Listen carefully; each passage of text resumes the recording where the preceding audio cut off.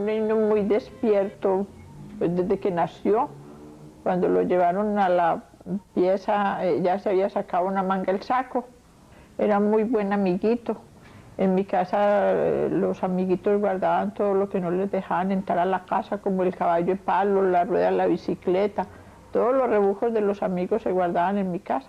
Y con la mamá pues era el apoyo, entonces había muy buena relación, porque Luis Fernando, pues mamá se podía perfectamente apoyar en Luis Fernando. Éramos amigos, nos sentábamos a ver televisión juntos, me abrazaba, me perseguía por toda la casa para agarrarme la nariz, porque mi nariz pues chata, y entonces esa nariz, y me agarraba por toda la casa. Jugábamos mucho, era muy tierno. Habían de pronto rocecitos porque él era muy organizado y yo era muy loco, entonces le ponía la camisa o un pantalón y entonces eso no le gustaba a él y teníamos problemas por eso y eso, pero no normales, así como en el medio de las cosas. Yo lo único que puedo decir es que la relación mía con mi Fernando es una relación, pues como en cualquier familia, ¿no? De buenos hermanos, con sus dificultades, con sus cosas positivas y sus cosas negativas, pero sobre todo el recuerdo que más grande guardo de él es su sensibilidad hacia todos los problemas de los más desfavorecidos. Luis Fernando Lalinde, o Mario como le decíamos nosotros, era un hombre muy serio, muy sencillo, solidario, muy entregado al trabajo. Cuando ya sí supe que él estaba realmente comprometido en un movimiento de izquierda, que era el Partido Comunista Marxista-Leninista, pues yo sí me preocupé. Era una persona demasiado sencilla, le llegaba a la gente, sentía los problemas de la gente. Para mí fue muy difícil entender esa parte, porque yo me enteré de la militancia de Luis Fernando a raíz de la desaparición.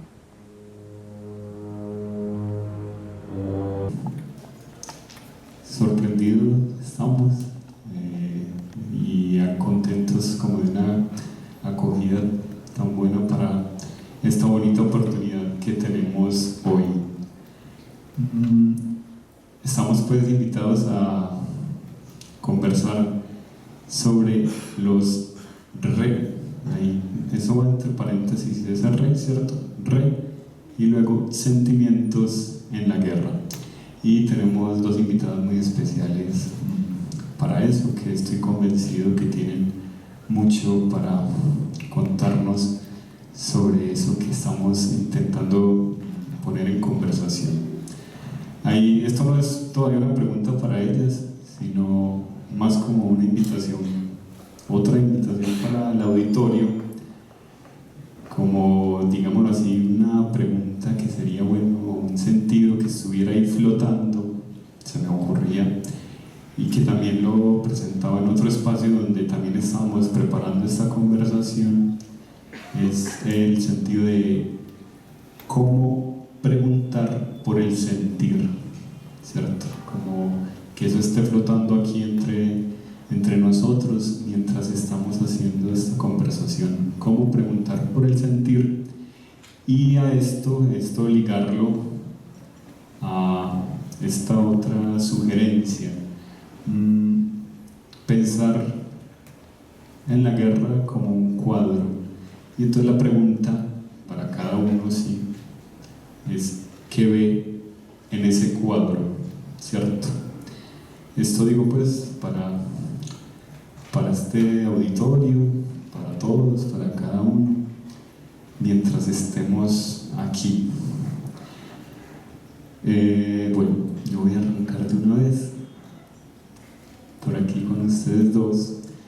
El ciclo de este año de la conversación del miércoles se titula, lo hemos titulado Asumir el conflicto, superar la guerra, habitar la esperanza. Entonces me gustaría, como para que introdujéramos esta conversación, que me contaran qué significa para ustedes esa expresión, qué puede significar, cómo la piensan. Aquí tienes tu micrófono, Fabiola. Asumir el conflicto, superar la guerra, habitar la esperanza. ¿Eso qué te dice? Bastante complicado.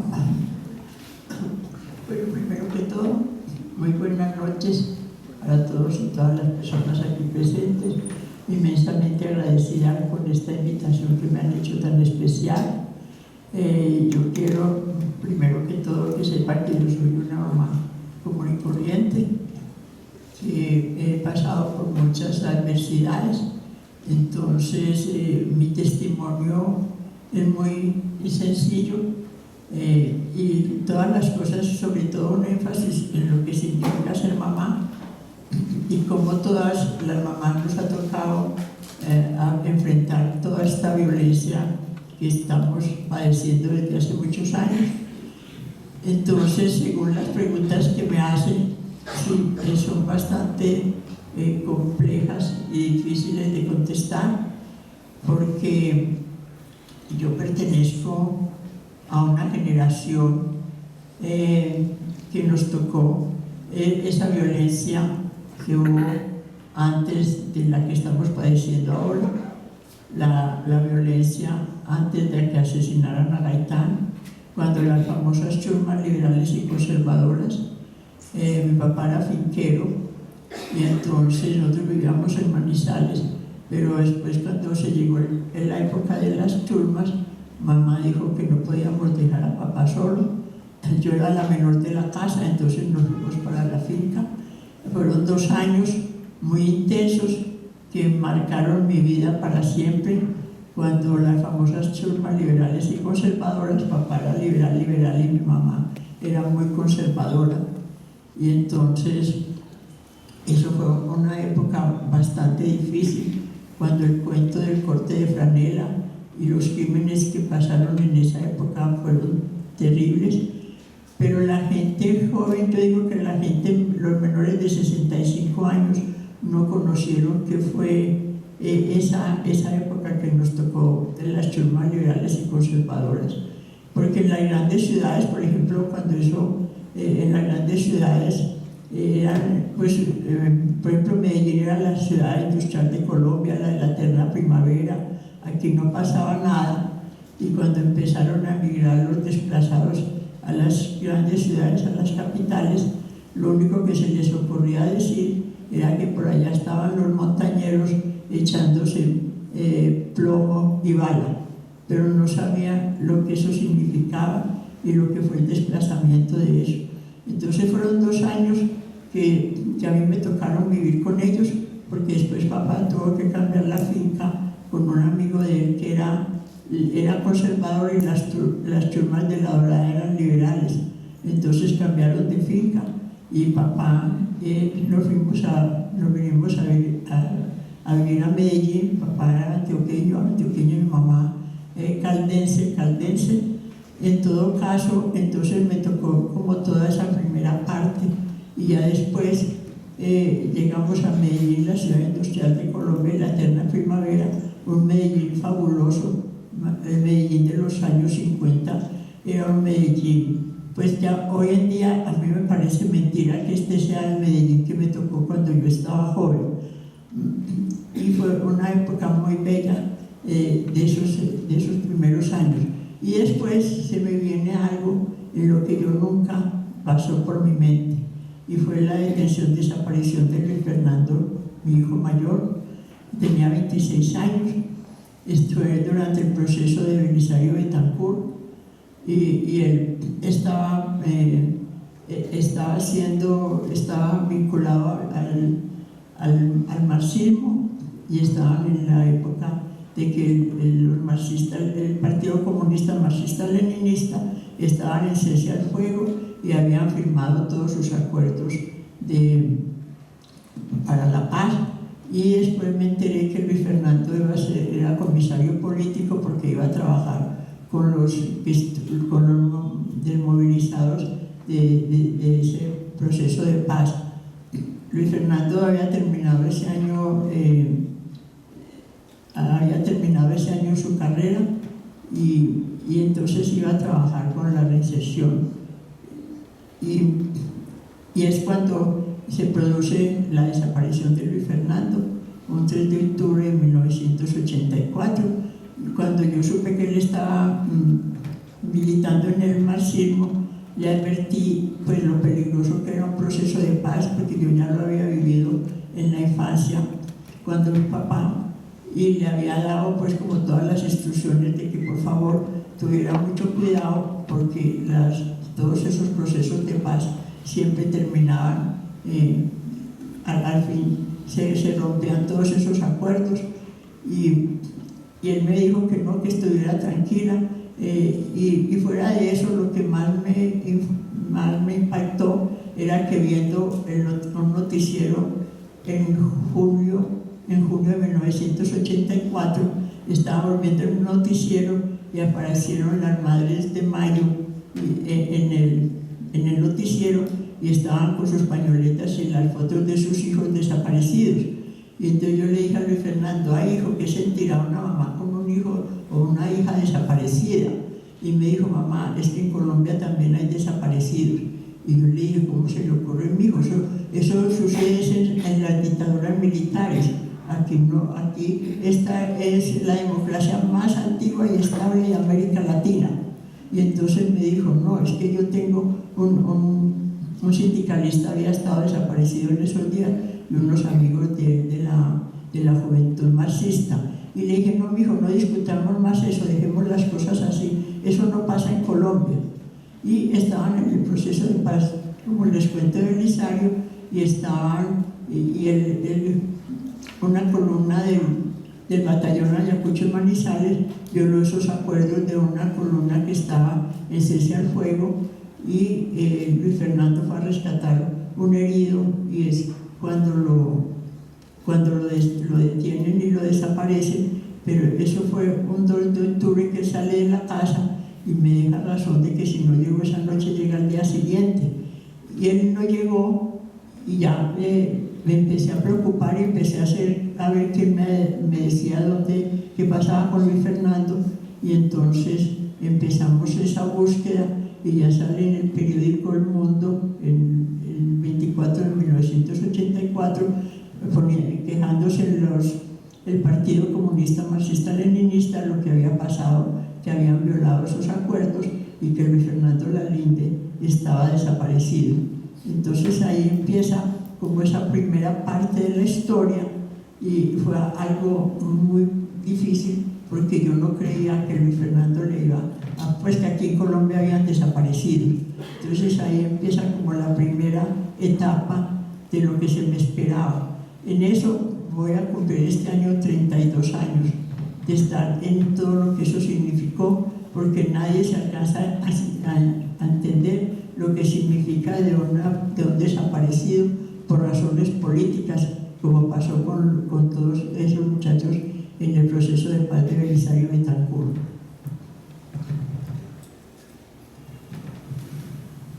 Y vos también la preguntaba para ti, Adriana.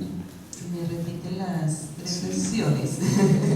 Pero antes, entonces, como sobre esto que nos ha mencionado Fabiola, de recoger por lo menos como en eso de la búsqueda de los sentimientos, del sentir y de los resentimientos, recojo esto, pues la zozobra y la amenaza, ¿cierto? Lo inesperado, que se puede ligar también a lo impensado, ¿cierto? Eso que no pensabas que podría darse aquí. Una incertidumbre honda, que decís, bueno, ya son 32 años, seguramente esa incertidumbre pues se ha transformado, pero se puede, creo que, también nombrar de esa forma. Y yo también lo escucho, una suerte de estupefacción, ¿cierto? Estar estupefacto. Entonces, eso sobre lo que nos has mencionado tú, pero también entonces, Adriana, sobre asumir el conflicto, superar la guerra, habitar la esperanza, ¿eso qué te dice? Bueno, daría para un libro interminable, definitivamente, pero creo que desde habitar la esperanza podemos afrontar el conflicto. Pero frente a superar la guerra, debo dar un parte muy negativo. No se puede superar la guerra cuando no hay cuando no hay justicia, cuando se siguen cometiendo crímenes tan atroces al día de hoy por falta de un pare a esa guerra. No hay conciencia, no hay responsabilidades. Entonces quiero ser negativa para ser positiva, valga decir. Quiero decir que hay que reconocer que no se puede superar un conflicto cuando no se reconoce el conflicto, cuando ha dejado tantas muertes. Entonces la invitación a ser negativa para ser positiva es que pasemos por ahí, necesariamente, reconozcamos el conflicto, no solamente los que lo hemos vivido y hemos podido hacer algo de él. De pronto eso podría ser una parte de la respuesta, que podemos hacer algo, que hay solidaridad, pues para no quedarnos tan negativamente, pero que también desafortunadamente son cada vez más las víctimas en este país. Entonces, a mí en lo personal como individuo, pero también como ciudadana, todavía me duele que hoy llega una persona a nuestra casa a contarme que han hecho a una persona cavar un hueco, la han picado y la han echado en ese hueco. Hoy me llega con esa noticia, hoy. Y eso lleva ocurriendo, la mamá ya no lo está contando desde su lejana infancia, como dice ella, y hoy llega una persona a contarme eso con todo su dolor, y que no a ella se lo contaron. O sea, se necesita estar contando eso, pero, y entonces me dice, ¿y ustedes cómo han hecho? ¿Y ustedes qué harían? Acompañarlos. ¿Y cómo? ¿No? Pues primero escuchando, luego invitándola a participar de formas de organización. Pues, o sea, voy y vengo entre lo negativo y lo positivo, porque pues así ha sido también. Entonces no nos quedamos en lo negativo, pero lo negativo sigue insistiendo y persistiendo en hacer sus cosas. La guerra sigue. Entonces pues también parte del realismo de poderlo nombrar, de poderlo reconocer, de podernos organizar, de poder ser invitadas hoy a hablar de un tema tan difícil como son los resentimientos, que tuvimos la oportunidad de dialogarlo antes de estar aquí, y de ver también cómo el resentir el cuerpo, el espíritu, el ser, es otra connotación del resentimiento, que también la palabra es válida en su amplitud, que eso también es importante, poder darle una dimensión grande a la palabra, porque nos quieren dejar en un solo ámbito. Entonces poderle abrir la puerta a la palabra para que vaya más allá de lo que nos quieren significar o a donde nos quieren encuadrar o enmarcar. También creo que es la manera de superar la guerra, aunque, insisto, por breves espacios o por momentos, porque la esperanza, creo que habitar la esperanza es lo que resuelve el afrontar el conflicto o el superar la guerra. Creo que en habitar la esperanza entonces estaría la respuesta. Y claro que se me caen demasiadas imágenes por fuera, pero creo que las podremos desarrollar más adelante. Vale, sí, esas irán apareciendo también, ¿cierto?, aquí en el auditorio conforme vayamos haciendo la palabra. Sin embargo, esto que decís, donde pues recojo eso de, por ejemplo, hoy llegan a casa a hablar, a contar algo como eso, y decís, bueno, está la posibilidad de acompañar, de escuchar y de invitar a hacer organización, de nombrar eso, ¿cierto?, de darle palabra y reconocerlo. Todo eso me hace saltar como una inquietud que quería reservar todavía para mucho más adelante, pero que con esto que se menciona, pues la invoca para este momento, y tiene que ver con la educación para la guerra.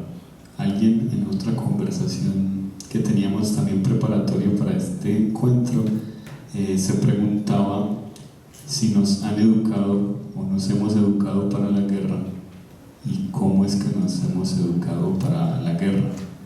¿Ustedes qué piensan de eso? No, por lo menos a mi generación no nos educaron para la guerra. A mí me tocó una calidad de educación muy valiosa y nos dieron ejemplo. Por eso yo digo que a mí me marcó mi infancia para toda la vida. Pero yo me vine a dar cuenta y a valorar lo que había sido mi infancia y cómo he podido enfrentar una situación de estas cuando ya tenía 50 años. Porque por una razón muy sencilla, cuando estábamos en la finca que les cuento que vivíamos con mi papá y mi mamá, que él era finquero, entonces arriba estaba la casa donde vivíamos nosotros y más abajo estaba la casa donde estaban los mayordomos o los trabajadores en época de cosecha. Y mamá había sido maestra en su juventud, que era lo único que podían estudiar las mujeres, era magisterio, porque educar mujeres era botar la plata en esa época. Y mi papá era liberal, y mi papá fue muy inteligente y un sentido común muy desarrollado, y bueno, de él aprendí muchas cosas. Papá se había ido muy temprano de la casa, él era antioqueño, vivía creo que en los límites del Vigado y el Poblado, y él había quedado huérfano muy joven y la mamá era muy difícil, y entonces él se fue de la casa y a recorrer el mundo y fue a dar a Manizales, y allá conoció a mi mamá y se casaron, en fin, y fuimos 4 hijos. Y mi mamá y me infundieron unos valores que con esos es que yo me he defendido, porque mi mamá me enseñó que la verdad era el camino más corto y seguro para resolver cualquier situación, por difícil que sea, que el respeto era de doble vía: yo te respeto y tú me respetas, y la honestidad era indispensable en la vida de los seres humanos para que la gente confiara en uno. Y entonces cuando me hablaba de la verdad me decía: nunca, hija, me vas a decir mentira, porque una mentira trae otra mentira y otra mentira hasta que se les olvida en qué mentira van. Nunca vas a decir mentiras. Entonces me infundió esos principios, y siendo mi papá tan liberal y su modo de ser, también se respetaron mucho. Y papá, como vivíamos en la finca, entonces yo y fui la menor.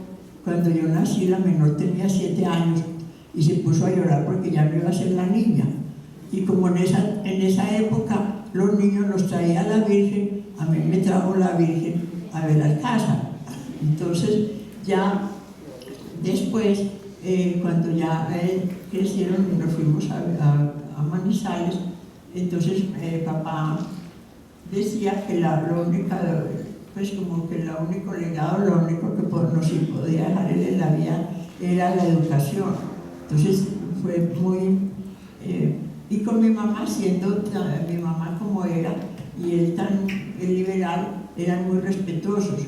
Cuando llegaban las primas de Manizales a pasar vacaciones en la finca y había que rezar el rosario todas las tardes, papá se estaba sentado en una poltrona allá leyéndose la prensa muy amplio, pero cuando mi mamá empezaba a rezar el rosario, él bajaba la silla, cerraba el periódico y bueno, y entonces era muy respetuoso con mi mamá.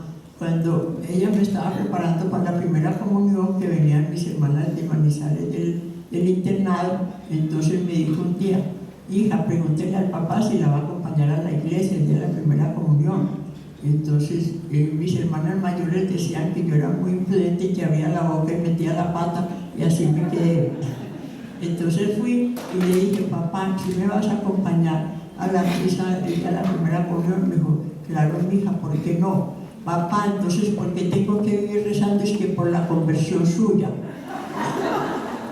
¿Qué fue lo que usted hizo? Es que yo no entiendo eso. Y entonces me dijo: es que en 1937 estaba yo en misa con su mamá y el padre Restrepo en el púlpito dijo que los liberales no le pisaran la iglesia. Y cuando venía recogiendo la limosna, todavía el padre no se había salido del púlpito, papá estaba cerca y tenía una bozarrona muy grande y contestó: yo no voy a dar limosna porque mi plata es liberal. y entonces él lo volvió a misa. Y ya más grande después, me gusta mucho, a punto aparte, que aquí hay, de los que están aquí, hay personas jóvenes y hay personas mayores. Y eso a mí me parece muy importante, porque los muy jóvenes no saben qué fueron las famosas turmas liberales y conservadoras y cómo fue la violencia en las zonas rurales. Entonces, y la Iglesia tuvo su granito de arena en esa historia, porque ya más grande supe que era que llegaron a decir hasta que matar liberales no era pecado, y lo hicieron algunos monseñores famosos. Entonces había esa cosa que porque los liberales eran masones, eran ateos, eran todas las cosas miedosas del mundo. Entonces eso fue muy grave, porque había esa cuestión contra los liberales, y yo conocí, pues era gente, mi papá fue muy solidario con la gente, fue muy buen patrón, la gente que llegaba como familias y no tenían dónde estar, habían abajo de la finca como 5 casitas donde siempre llegaban unos que tenían familia, tenían su vaquita, sus sembrados y todo, y era muy modesto, y era con mi mamá fueron muy respetuosos en medio de sus diferencias. Entonces ahí hay unas cosas que fueron muy graves en esa época. Ya después, cuando ya me toca a mí llegar a lo de Luis Fernando, entonces la cuestión también es muy grave, porque vienen y resulta que todos los que eran marxistas, eran comunistas, eran eso, y es cuando empieza el problema de Julio César Turbay, el Estatuto de Seguridad, y se empiezan a dar las primeras desapariciones forzadas. Entonces, es que aquí hay mucha historia que nosotros no conocemos, pues ya que la he vivido y la he padecido, está bien, pero otra gente que no la conoce, y si ustedes escucharan las historias que hay de todos los trabajadores y los campesinos que han vivido en zonas rurales o en municipios lejanos, pues, de Medellín. Precisamente hace como 15 días estaba yo con los muchachos de la Asociación Campesina de Antioquia, que trabajan con las zonas rurales, con unas familias de San Francisco, de todas esos municipios de allá, las historias que les tocaron a ellas, precisamente de las turmas liberales y conservadoras. Había una señora de 80 años que le mataron como 5 hijos, le robaron todo, les hicieron cosas tenebrosas, y apenas están empezando, pues, a poder resistir y revivir. Es que aquí hablan de 50 años de la violencia en Colombia, ¿no? Esos son muchos años de mucha época, y aquí es necesario que se haga como una reflexión de las raíces de la violencia en Colombia, porque no hay unas raíces. Entonces, cuando llega el Frente Nacional, que fue la gran oportunidad de que hiciéramos una real paz, ¿en qué consistió? En que los liberales y los conservadores se abrazaron, se perdonaron, y eso lo volvieron esos años de presidencia.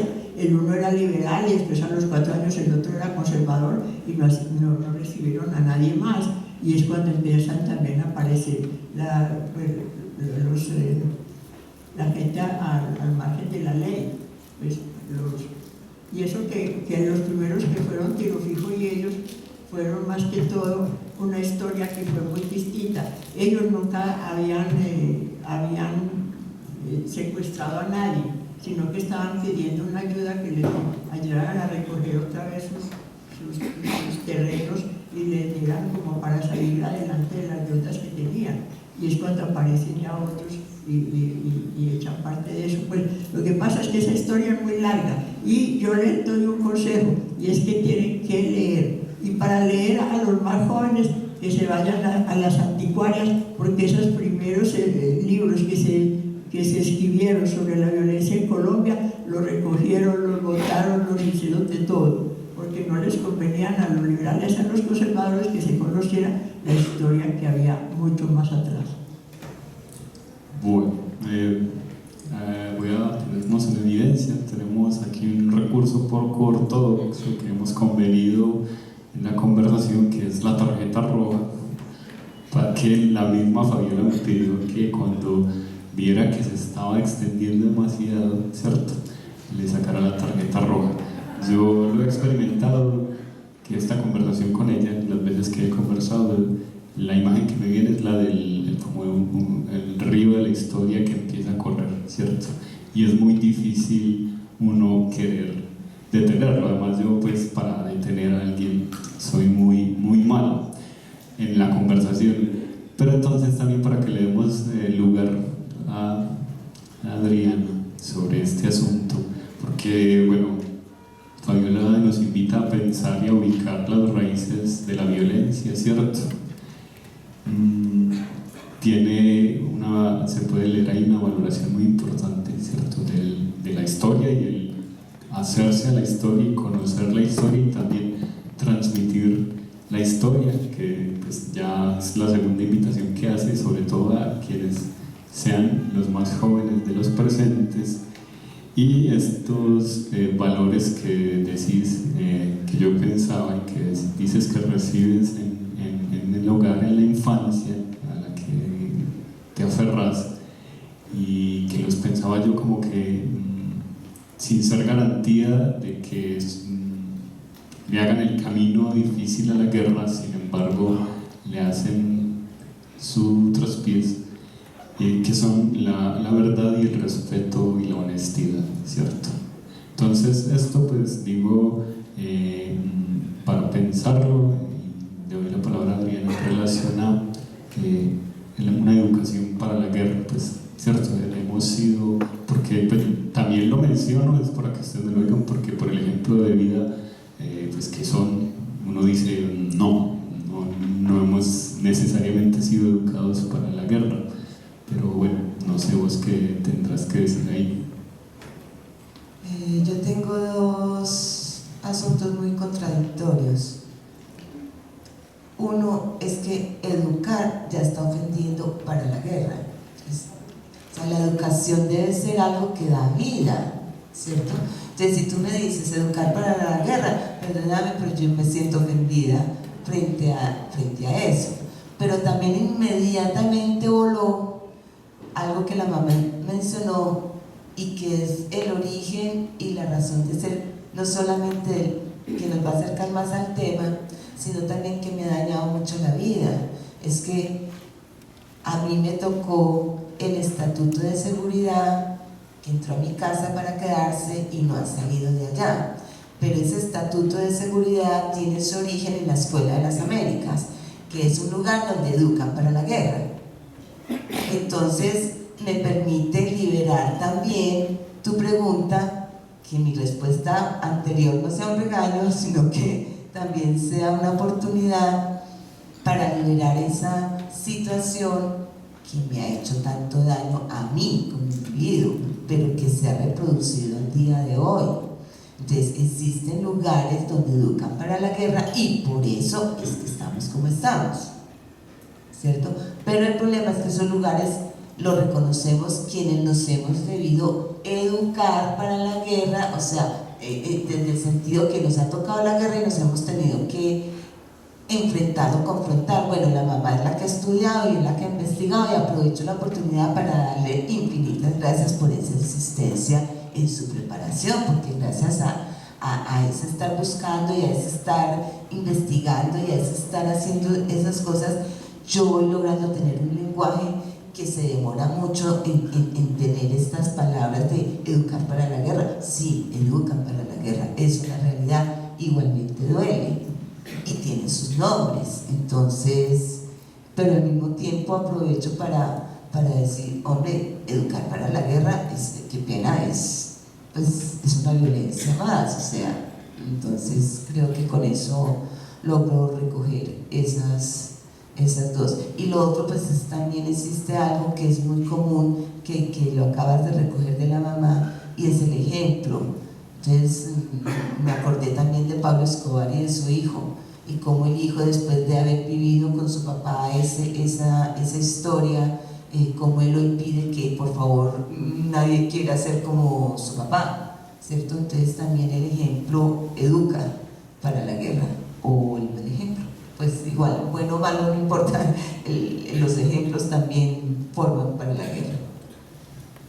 Yo creo que no todos aquí estarán enterados sobre lo que nombraste como el Estatuto de Seguridad. Entonces, si pudieras decirles algo al respecto, porque además decís que entró a tu casa y entró, o así lo entendí, ¿cierto? Y entró para quedarse.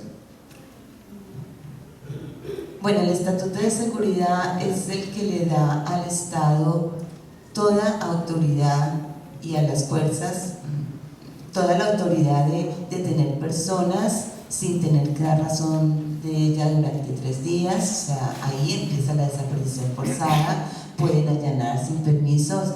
La mamá sí le puede dar mejor razón de eso, pero es como en esencia lo que yo viví. Y entró para quedarse porque a los días del Estatuto de Seguridad, mi hermano, que luego es desaparecido en el 84, pero comienza en ese día del Estatuto de Seguridad, se encontraba en una carpa con los sindicalistas, que son los primeros perseguidos, que luego los llaman comunistas, y así van dando nombre, y en nombre de eso pues van allanando lugares, van encarcelando jóvenes o van encarcelando y van desapareciendo y torturando y todas estas cosas que se ligan a la Escuela de las Américas. Entonces el Estatuto de Seguridad es fruto de la Escuela de las Américas, pero antes de llegar el Estatuto de Seguridad ya habían pasado por ahí y muchos militares de alto rango ya eran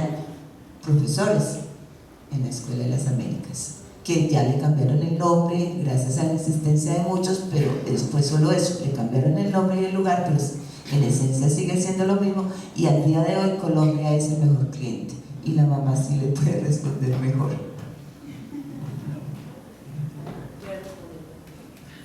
Sobre el Estatuto de Seguridad. A ver, es que yo me tuve que volver investigadora por lo siguiente.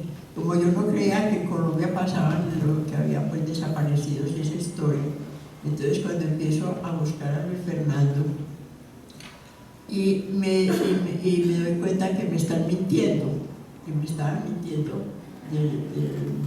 de los militares cuando empecé la búsqueda. Entonces nadie lo conocía, nadie sabía de él, me mandaban a buscarlo donde Tiro Fijo y un montón de historia. Cuando me doy dando cuenta que me estaban diciendo mentiras y después resultaron con el cuento de un NN a Jacinto que le habían dado, lo habían ejecutado por intento de fuga y unas historias, y eso nadie me daba razón como de eso muy concreto, hasta que cuando salió en el periódico lo de que Luis Fernando parecía que había sido desaparecido en la vereda Verdún del municipio de Jardín, y Jorge andaba buscándolo en la Semasa cuando salió que había habido ese enfrentamiento con el EPL, y se fue a buscarlo a ver si estaba detenido en alguna parte o estaba en algún hospital o en fin, y cuando él regresa a la casa el 2 de noviembre, ese día se cumplía un mes de que Luis Fernando había sido desaparecido. Entonces le conté, le dije, mijo, porque él ya había buscado yo al doctor Héctor Abad Gómez, que él estaba trabajando también con el proceso de paz de Belisario y en los diálogos y en todo aquello, y él llamó en la vereda Verdún, en Jardín Antioquia, al médico de allá, que había sido alumno de él, y le contó lo que pasaba. Y él le dijo, sí, aquí parece que en la vereda tuvieron un muchacho como con esas características. Jorge se fue para allá con una foto, ya resulta que empecé andando como las madres de mayo con la foto, y se fue con la foto para la vereda Verdún, y cuando llegó allá, un campesino le dijo en una entrada a una finca, que vaya a aquella casita que allá le cuentan qué pasó. Cuando él fue a la casita y llevaba la foto, le dijeron, usted no necesita foto porque usted es igualito a su hermano. Le contaron cómo era Luis Fernando y le contaron qué había pasado allá, que él se había ido a rescatar un herido que, por ese enfrentamiento que habían hecho, y él ya había sacado el herido en la noche y él iba para la casa cuando lo cercaron los militares y lo tuvieron en una pesebrera lo amarraron, lo torturaron, le hicieron de todo, y después, como a las 8 de la mañana, que lo pasan al frente de la concentración escolar cuando los niños estaban entrando al colegio. Y entonces allá lo amarran en un árbol y lo torturan, lo amarran, le pegan, le dan golpes que le echaba sangre, y lo tuvieron allá hasta las 6 de la tarde, que lo sacaron en un camión del ejército con rumbo desconocido, y hasta ahí se supo quién era Luis Fernando Lalinde, porque de ahí en adelante siguieron hablando fue de NN alias Jacinto, que le habían dado de baja por intento de fuga. Entonces ahí quedó, y el que lo había mostrado era un muchacho que llamaba Aldemar, y era el que lo había señalado como guerrillero. Entonces ya había ido al Ministerio de Defensa, a donde el doctor Mejía Nava, pues porque yo ya estaba buscando, y como estaban los del partido en Cese al Fuego y en toda esa historia, entonces ellos me hicieron contactos con la Secretaría del Gobierno, con la Procuraduría, con todos ellos, y ya empecé yo a buscar, y nadie lo conocía, nadie sabía nada que había pasado por allá, y me mandaron donde el general Néstor Mejía Nava. Entre otras cosas, allá me acordé de mi mamá cuando ella decía: el que tiene la razón no grita. Y resulta que ese señor estaba gritándome todo bravo conmigo, y me mandaba donde el tiro fijo que lo buscara, y nosotros ya habíamos averiguado. Yo le dije: general, qué pena, es que yo vengo aquí no a decir que desaparecieron un muchacho que se parecía a mi hijo, ni estoy buscando la mascota de la familia, sino que en la vereda Bertón dijeron esto y esto, y que le habían quitado los documentos y todo lo que pasó con él. Entonces yo vengo donde usted, porque me dijeron que usted me iba a ayudar, que usted de aquí el Ministerio de la Defensa, el que me iba a ayudar. Y como gritaba tanto, tan horrible con todo el mundo, entonces yo me acordé de mi mamá: es que tiene la razón, no grita. Y bajé la voz: general, me disculpa, yo no le voy a quitar tiempo, usted está como muy ocupado, yo voy a seguir buscando a mi hijo, pero no tengo que ir donde tiro fijo, porque yo contaba con usted, que es el de las fuerzas militares, y a él lo desapareció una cosa militar, el batallón número 22, el batallón Ayacucho Manizales.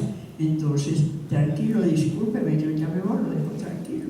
Y entonces ya le dio pena, me sentó, me mandó me mandó a hacer una aromática, y ya se trajo un oficio donde aparecía que había pasado en Verdún, y que habían sacado un NN alias Jacinto por rumbo desconocido, y que el muchacho que lo señaló estaba en la cárcel de Manizales. Entonces, y ahora no se vaya ese para la cárcel de Manizales, que yo me encargo de todo eso, y yo le aviso, y en fin. Y entonces ya también yo después llegaron del partido para que se siguieran pues con él, les diera el informe, y en fin. Y después me di cuenta, me fui para Manizales a buscar al que estaba en la cárcel de Manizales. Resulta que era mentira, nunca había estado en la cárcel, y que trabajaba con los del batallón Ayacucho Manizales. Me voy para Armenia, que es donde estaba la 8ª brigada, que porque allá sabían cuándo iban a traer a quien le hiciera la exhumación a Jacinto, y entonces voy, que no sabían cuándo iba a ser eso, que los muertos habían sido como 13, que eso en un afán los tiraban en un hoyo porque no podían enterrar a nadie, y que tenían que esperar que viniera que le dieran la orden del ejército para hacerle la exhumación a Jacinto, porque yo le dije al general: entonces yo voy a donde Aldemar a ver si él sabe si Aldemar es Jacinto, o si conoce a Luis Fernando, o si Luis Fernando es Jacinto NN, entonces yo tengo derecho a estar en una exhumación. Y una señora del ejército, una oficial, me dijo que yo tenía todo el derecho. Entonces resulta que cuando voy a Armenia era el 21 de noviembre, y entonces ya que eso no se sabía cuándo se iba a hacer la exhumación. Entonces yo me fui, Jorge se venía para Medellín, yo me volví para Bogotá, y allá en el aeropuerto de Armenia me senté a llorar, porque me acordé de las madres de las madres de Mayo, con las fotos que decían, y me acordé de Luis cuando me decía: mamá, es que en Colombia también hay desaparecidos.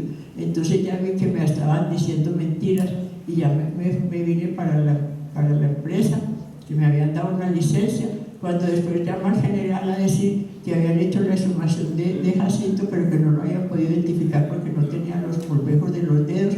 Y entonces yo ya hice una denuncia y con el doctor Abad empezamos a hacer toda esa historia. Se hizo una denuncia y resulta que a Nene y a Jacinto no lo conocía nadie, no sabía nadie. Empezaron a negar todo eso, y en todo caso es cuando yo me doy cuenta y pregunto cuándo hicieron la exhumación de Jacinto. La hicieron el 21 de noviembre, cuando yo estaba en la 8ª brigada, y allá me estaban diciendo que no sabían cuándo iba a ser la exhumación de Jacinto, porque tenían que esperar la orden de Bogotá, y estaban haciéndola mientras yo estaba preguntando por él. Entonces ya me di cuenta que me estaban mintiendo, y como digo siempre, no solamente fue el dolor de haber perdido un hijo, sino perder la fe en las instituciones. Eso me da pie entonces para pasar a otra pregunta que conecta con esto que mencionas, porque está la desaparición de Luis Fernando, ¿cierto? Y esto luego pues deviene en una condena contra el Estado colombiano, ¿cierto? Si he entendido bien la historia pues tuya que he leído, una condena de parte de la Comisión de la Defensa de los Derechos Humanos de la Organización de Estados Americanos contra el Estado colombiano, y es la primera condena de ese tipo contra el Estado colombiano. Y desde entonces eso las convierte, ¿cierto? Así también lo he escuchado en las conversaciones que he tenido con ustedes, en enemigas del Estado. Entonces, una pregunta iría en ese sentido, pues, ¿eso cómo se siente? ¿Eso cómo se significa? ¿Eso qué significa ser enemigo del Estado? Y una segunda pregunta, que para una de las dos, ¿cierto? Esa primera y esta otra es, en la amistad hay una reciprocidad, ¿cierto? Si yo digo de alguien que es mi amigo, probablemente si a esa persona le preguntan que si yo soy su amigo, dirá que sí, ¿cierto? Como que quien yo digo que es mi amigo me tiene por su amigo, es muy probable.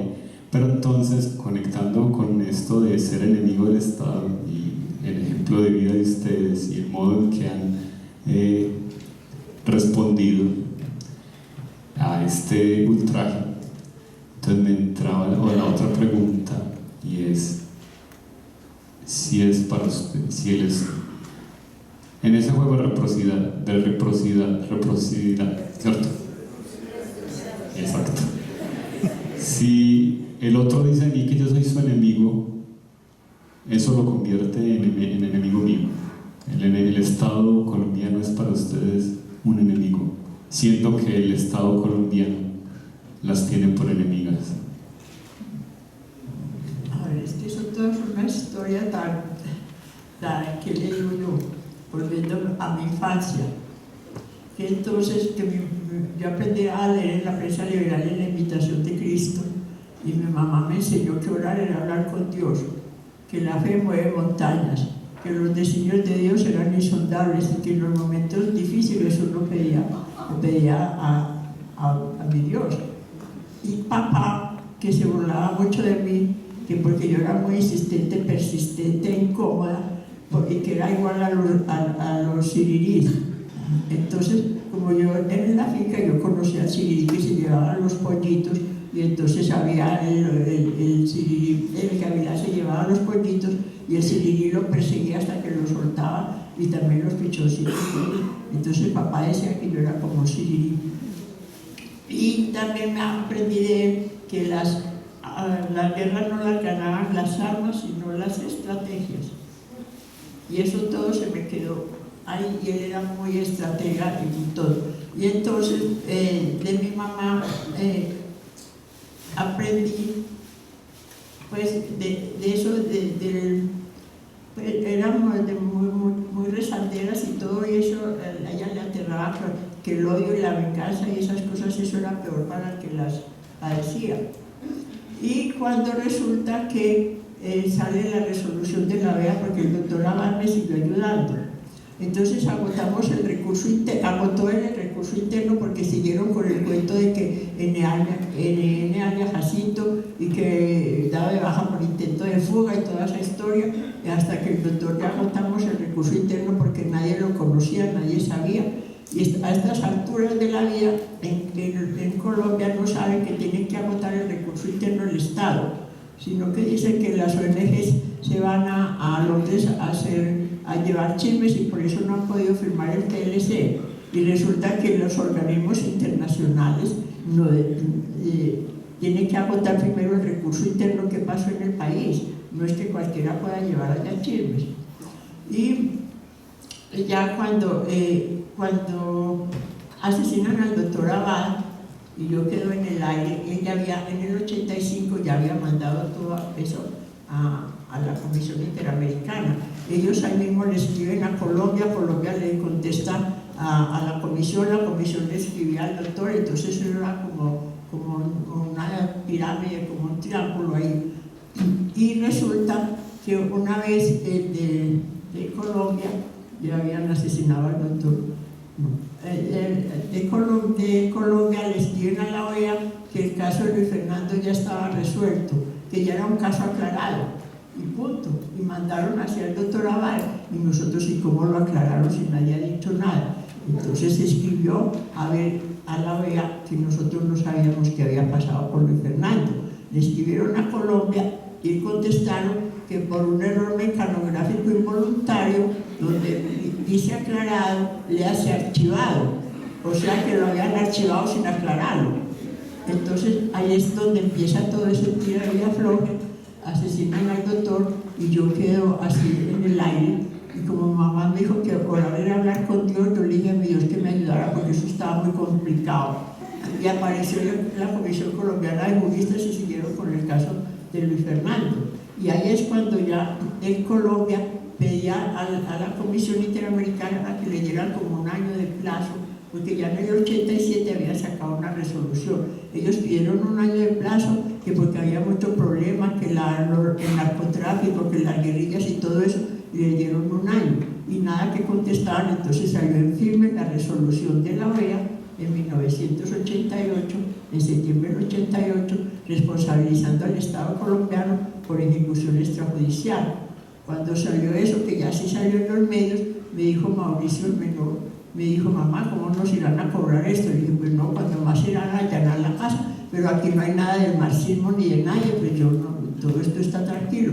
Preciso que allanaron la casa cuando yo estaba en misa y mientras tanto pusieron en el closet de Luis, que llevaba 4 años desaparecido, 2 kilos de cocaína de alta pureza acabados de empacar ahí, y lo pusieron, y entonces me hicieron ese montaje con droga y eso me da a mí de 20 a 25 años de cárcel, porque me llevaron pues para el Buen Pastor y toda la cosa, y con el señor que me hizo el capitán que me hizo el allanamiento, entonces me dijo, cuando ya habíamos estado por toda la casa y en el cuarto de Luis, entonces que yo tenía que ir a responder por el allanamiento, pero todavía no habíamos mostrado nada, que era que los vecinos se habían quejado de mi casa.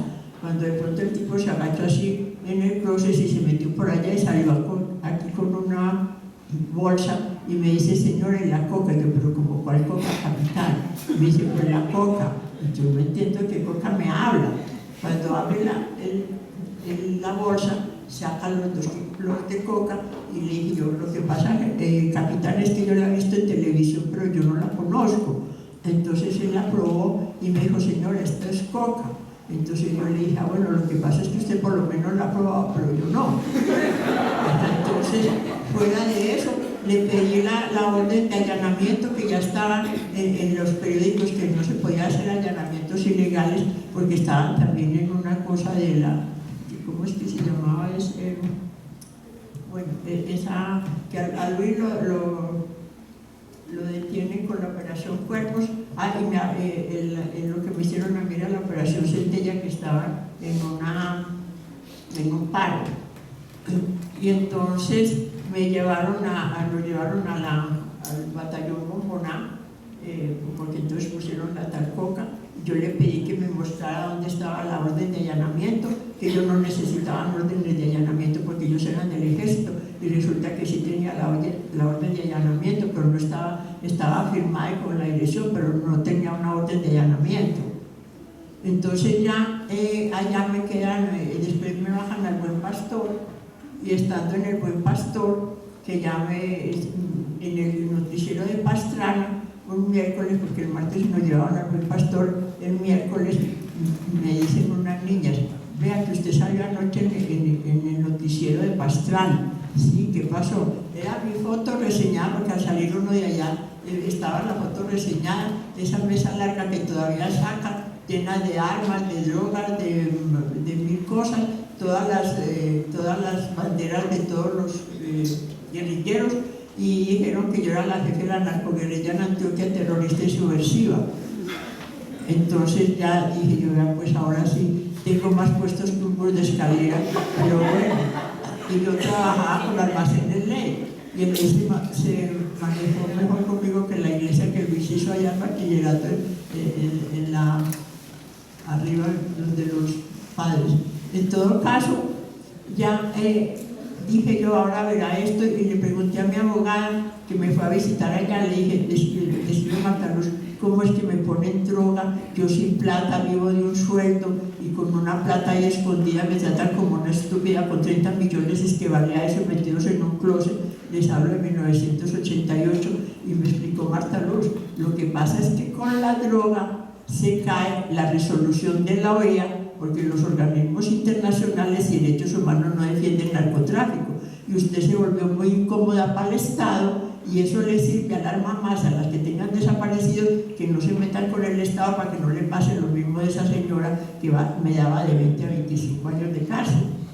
Entonces ahí empieza y aparece otra vez mi infancia en claro, porque me acuerdo del bendito Sirirí, y dije yo, verá que voy a inventar en mi operación Sirirí, y lo voy a buscar toda la vida aunque no lo encuentre, para hacer la respuesta al que lo había detenido Luis Fernando, al que lo había desaparecido, la operación Cuervo y la operación Centella, que fue la mía. Entonces nace la operación Sirirí para buscarlo toda la vida hasta que lo encontramos.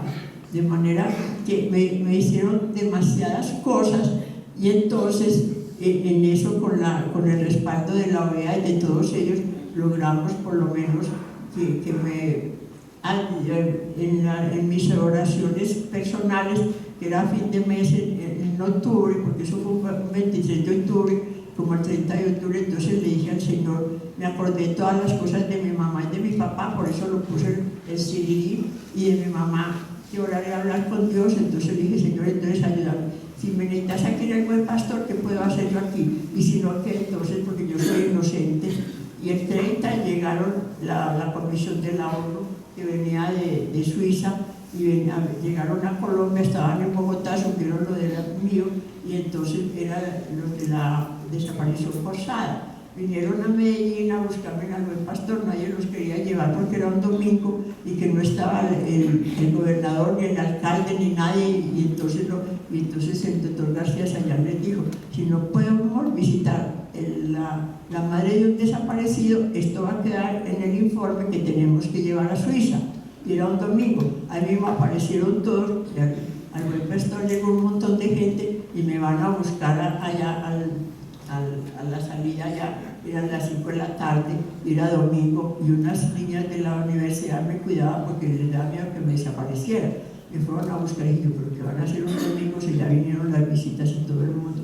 Y entonces me salí, cuando iba por ese corredor del Buen Pastor, cuando vi un montón de gente allá, pensé que era que me invitaban para que ayudara a servir tintos o alguna cosa. Y una señora me decía, tengo la directora, y me dice en el camino, señora Lalinde, es cierto que nosotros la hemos tratado muy bien. Y yo pensé, ahora verán en qué rollo me irán a meter ahora, que yo qué hice aquí. Cuando llego allá y había un montón de gente, y una niña me decía que el doctor Tirado Mejía está muy preocupado por usted, que el gobernador, que el alcalde, pero qué raro, o sea, que nadie ha venido preocupado por mí. Cuando me presentan los de la OEA, era la OEA que me habían ido a visitar, cuando ya íbamos a entrar a la sala, entonces para hacerme una entrevista se iban a entrar todo el séquito y el doctor García Sayá cerró la puerta y dijo, la entrevista es privada. Y con él, y yo ya sabía lo que había pasado porque era que me habían hecho el montaje con droga y toda esa historia. Entonces ya ellos salieron y delante de todo ese séquito dijeron, señora, nosotros sentimos un gran respeto por usted. Imagínense que la ONU allá me digan delante de todos que sentimos un gran respeto por usted. Pues a mí el miedo se me cayó de una. Y entonces ya, y eso fue tan importante que el juez que me había tocado me dijeron todas, de ese señor no se ha escapado nadie, es el quinto especializado, experto en narcotráfico y nunca nadie se ha privado de eso, de él. Cuando ya al 3 de noviembre, entonces el 2 de noviembre va y me hace una indagatoria el señor y mi abogada me había dicho, usted tiene que pensar cómo nos van a cubrir a todos porque le empiezan a acomodar la droga.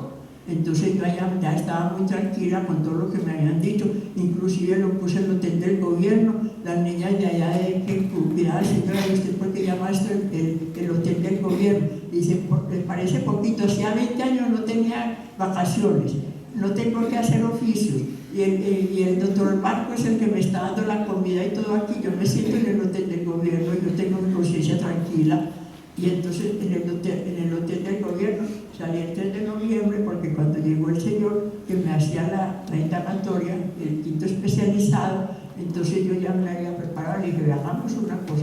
Yo ya he estudiado hasta derechos humanos, sé como un poquito. Sé que aquí no existe la presunción de inocencia. Yo no me voy a desgastar diciéndole que soy inocente porque usted no me cree. Hagamos más bien una cosa. Le exijo que me investigue hasta las últimas consecuencias, que vaya a la empresa, en el barrio donde yo vivo, que llevo 20 años. Entonces, hagamos una cosa. Usted mire a ver que soy papá, mamá, ama de casa y ahora investigadora. La jefe de la narcoguerrilla en Antioquia, terrorista y subversiva. ¿A qué horas hago tanta cosa? Más bien usted decide si yo tengo tiempo de hacer todo eso, ya usted me deja aquí y yo tengo mi conciencia tranquila. Eso fue el 2 de noviembre. Y el 3 me mandaron a las 3 de la tarde a que recogiera la ropa, porque ya me iba y la directora estaba más contenta que yo, porque yo ya me iba de allá porque todo el mundo la llamaba en todas partes. Entonces, la tarjeta roja. Yo creo que hay que ser justos. Hay que reconocer que el Estado aprecia y admira y valora profundamente a Fabiola Laguinda. Hay que ser justos. La admira tanto, la aprecia tanto, que ha depositado en ella y en cada miembro de su familia todos los crímenes que ustedes quieran conocer, tipificados y por tipificar. Y en forma de chiste, pero también en forma de verdad. O sea, hablar además de enemistad no cabe aquí, la verdad sea dicha.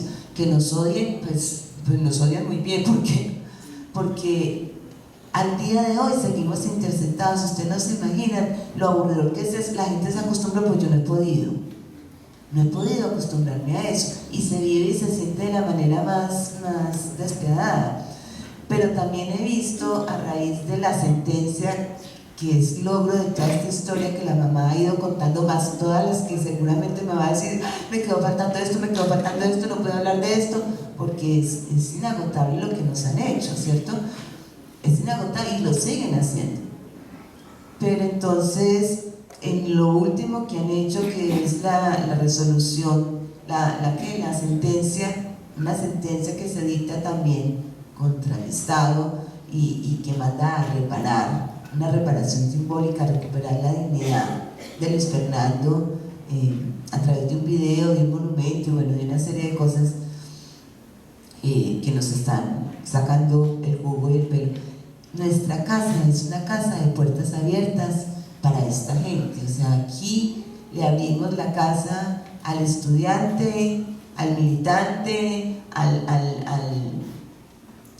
Estado, al ejército, al que necesite. O sea, creo que aquí no cabe pues ningún sentimiento que, aunque se exprese desde la muy inteligencia militar y demás, para la guerra guerra o para lo que sea, debo decir que en lo personal doy gracias a la vida por un valor que me ha ayudado a mantenerme en todo momento y que también tiene su diversidad de expresiones, como es el respeto. A mí no me hizo daño la persona que torturó a Luis Fernando, que casi me mata. Me dejó literalmente autista durante 4 años, literal, con unas consecuencias graves más adelante para mi vida y para la vida en familia también. A mí me hizo daño fue lo que hicieron, no quien lo hizo. Y me sigue haciendo daño es lo que hacen, obviamente, las personas. Obviamente que son las personas las que cometen estos tratos crueles, degradantes y humillantes. No solamente en Luis Fernando, sino en la mamá, en mí misma, en cada uno de los miembros de mi familia, pero también como ciudadana. Estas masacres, estos desplazamientos, yo también soy ciudadana y he tenido que vivir esas formas de desplazamiento desde lo personal, pero también desde comunidades enteras, que a propósito pasé de ser acompañada a ser acompañante. Eso fue una experiencia muy linda y voy y vengo en eso de acuerdo a cada periodo presidencial que va dejando su huella en cada uno de nosotros y nos va haciendo ser acompañados, recuperarnos para volver a ser acompañantes. Así hemos ido más o menos yendo y viniendo. Entonces yo creo que puedo aprovechar para darle otra vez las gracias a la mamá por esa manera de responder tan gráficamente, tan vivamente. Es una experiencia muy viva, muy que lo deja uno queda pequeñito. O sea, yo soy su hija, pero yo quedo pequeñita al lado de esa insistencia, quedo pequeñita al lado de ella en su manera de exigirse. Por ejemplo, hoy leí algo muy bonito que es muy propio de ella. Ella investiga hasta las últimas consecuencias una palabra antes de escribirla. Es muy rigurosa. Ojalá volviéramos a eso. Ahora la gente habla con una palabra tan fácilmente, acaba con una vida, destruye una familia, acaba con un país. O sea,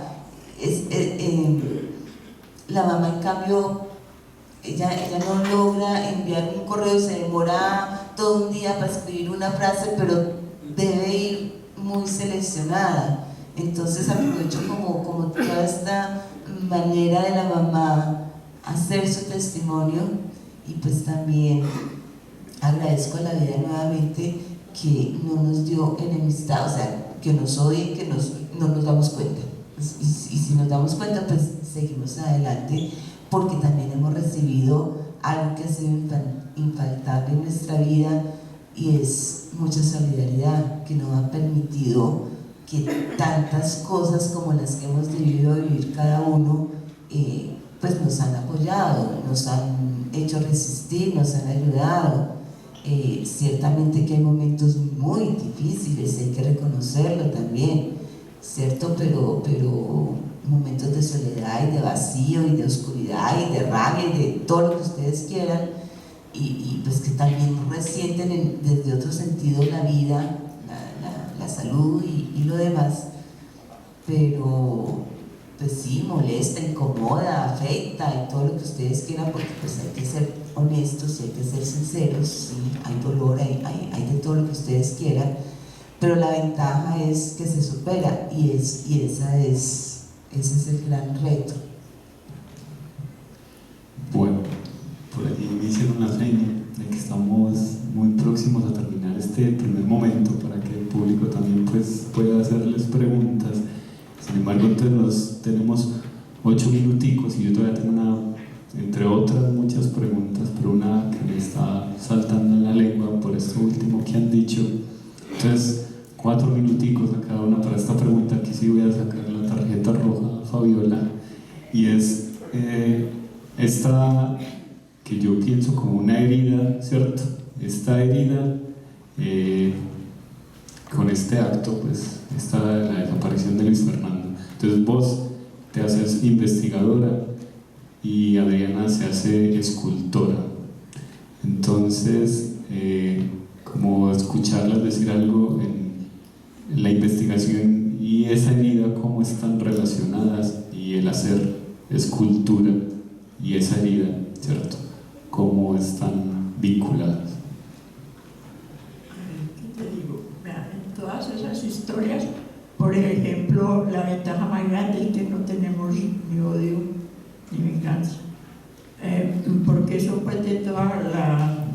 aprendí a leer la Imitación de Cristo y en todo. Entonces, y yo soy muy rezandera, pero no soy, ¿cómo se llama? Pero no soy fanática religiosa, porque es que como mis historias son tan largas y me he encontrado, pues no toda la gente me sigue o está de acuerdo conmigo, no me cree o lo que sea. Entonces yo me tuve que inventar mi propia ONG, se llama Invitada. Yo voy donde me invitan, pero entonces apoyo lo que comparto, respeto la diferencia y denuncio los atropellos. No tengo ni personería jurídica ni tengo financiación, pero entonces voy y comparto con la gente, porque no todo el mundo está de acuerdo con uno. Pero también me he encontrado cosas que sí me han fortalecido y para mí ha sido muy importante. Desde el principio yo les dije, yo soy una señora común y corriente, yo no tengo pues una formación así de estratega ni esas cosas, sino que la vida me volvió así. Y me he encontrado en eventos donde he ido o en reuniones así con otras víctimas, niñas que han dicho, es que que ella vio a esa señora y dijo, pero si esa señora se pudo enfrentar, ¿por qué no lo puedo hacer yo? Si esa señora lo ha podido buscar, ¿por qué no lo puedo hacer yo? Y lo mismo que me da mucho dolor, y lo he dicho y lo he denunciado con el mismo estado, que muchas mamás se han muerto de cáncer de seno, de cáncer de los pulmones, de cáncer de muchas maneras de cáncer, porque se somatiza todo ese dolor en eso, de mamás que han perdido sus hijos. Entonces, cuando a mí me dio un lupus, de una indignación que me dio muy grande, porque me llamaron a hacer una conciliación de los perjuicios morales y consistió en una ofensa que me dio hasta lupus, y era que yo le rebajara 100 gramos solo al Estado, porque el Estado me entregó una caja de cartón con 60 huesos, ya me iban a que yo le rebajara 100 gramos solo, mejor dicho. Entonces eso me dio tanta indignación que por lo de mi hijo, que yo rebajara por los perjuicios morales, yo rebajara 100 gramos solo. Hasta escribí una cosa que la llamo de impunidad, y les digo, si esos son por 100 gramos solo por eso, ¿y dónde me van a dar los otros restos que faltan de Luis Fernando si son más de 200 restos, que los encontramos regados por el monte? Y un día leyendo en un salmo encuentra, Señor, recoge mis lágrimas en tu odre. Y yo le añadí un pedazo, Señor, recoge mis lágrimas en tu odre y purifica mi mente y mi corazón de sentimientos de odio y de venganza. Yo a esa gente que es así tan horrible le tengo lástima, me da pesar, porque todos esos cargan con la maldición de Caín, todos esos que han matado a tanta gente, esos parásitos, esos, y los hijos de Escobar no se tuvieron que ir del país, cambiarse el nombre, negar quién era el papá, hacer mil cosas por allá, y casi no pueden volver al país. Entonces ellos cargan con la maldición del país. A mí esa gente me inspira lástima. Miren lo que me pasó con Luis Fernando, muy duro lo de Luis Fernando, pero cuando yo veo a esa gente, esos paras y todo lo que han hecho, qué horror que Luis Fernando hubiera sido un para y que hubiera matado a alguien. Sí, hemos sufrido mucho, pero él tenía una formación muy especial y era muy solidario, y él creía en ese proceso de paz de Belisario. Él creía en Belisario más que yo. Yo sabía que con esas cosas aquí son muy difíciles con los gobiernos, pero entonces él fue muy comprensivo y fue muy cercano a las clases menos favorecidas. Entonces llegó un momento cuando lo del lupus que me dijo mi médico, ¿usted cuándo va a entender que las grietas del alma se le salen por la piel? De todo ese dolor que lleva, yo no le voy a dar el gusto de morirme, porque ahora se mueren todos de la felicidad, porque mi Fabiola Galinde se murió, por la pica voy a vivir, y me curé del bendito lupus.